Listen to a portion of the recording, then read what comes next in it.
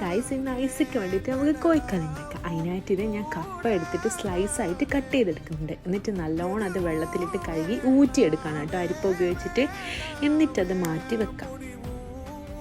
ഇനി നമുക്ക് വേണ്ടതെന്ന് വെച്ചാൽ പച്ചമുളക്, വെളുത്തുള്ളി, ഇഞ്ചി, ഇത് മൂന്നും ഒരു ബൗളിൽ നിറച്ച് ഞാൻ എടുത്തിട്ട് ഇതേ മിക്സിയിലിട്ടിട്ട് അടിച്ചെടുക്കണം. എന്നിട്ട് ഇത് കപ്പയിലേക്ക് ഇട്ടിട്ട് അതിലേക്ക് കുറച്ച് മുളക് പൊടി, ആവശ്യത്തിനുള്ള ഉപ്പ്, പിന്നെ മഞ്ഞൾപ്പൊടി ഇട്ടിട്ട് നല്ലോണം മിക്സ് ചെയ്യണം. അതിൻ്റെ കൂടെ തന്നെ കുറച്ച് കറിവേപ്പിലയും പിന്നെ നമ്മുടെ കായപ്പൊടിയില്ലേ അതും കൂടി ഇട്ട് കൊടുക്കുന്നുണ്ട്. എന്നിട്ട് ഇത് നല്ലോണം മിക്സ് ചെയ്തിട്ട് 2 മണിക്കൂർ അങ്ങനെ ഞാൻ വെക്കാണ്. അതിനുശേഷം കുറച്ച് മൈദപ്പൊടി ഇട്ടിട്ട് പൊരിച്ചെടുത്താൽ അടിപൊളി ടേസ്റ്റുള്ള തട്ടുകട സ്റ്റൈലുള്ള കോഴിക്കറി റെഡിയാവും. എല്ലാവരും ഒന്ന് ട്രൈ നോക്കണം.